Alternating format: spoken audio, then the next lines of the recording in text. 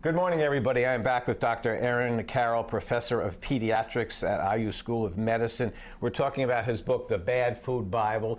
Perfect time. It's too late for Thanksgiving. Sure. People have already ruined their lives.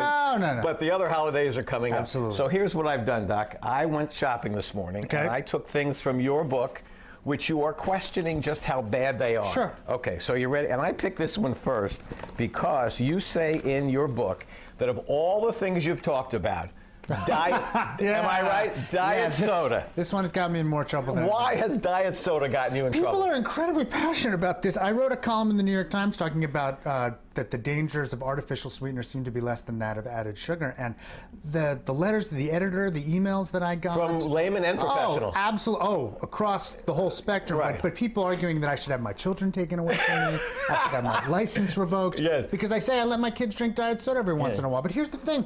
There's a huge amount of data and evidence that shows that added sugars are terrible for us. I mean, those are one of the few things that's almost impossible to defend. Yeah. There's very little evidence that artificial sweeteners are bad for us. Most of the well-designed studies show that there really are no term effects with respect to the big things like cancer or Alzheimer's disease or many other big problems. I got to interrupt. So how'd that get out?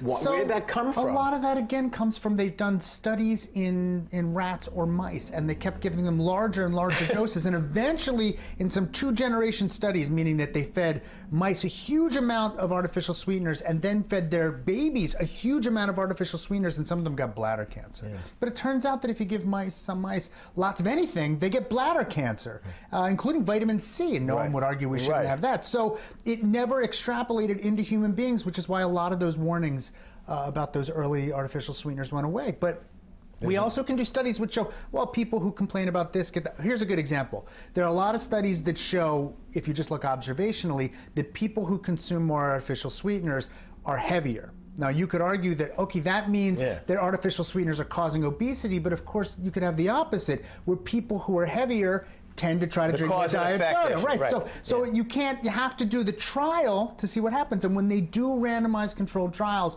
of people and give them either diet soda or regular soda, the people who drink diet soda lose more weight. Fair enough. Real quick, when I was a talk show host, they actually had people pro and con the aspartame traveling together to go on radio shows. It was very bizarre. Okay, so I can have this for lunch?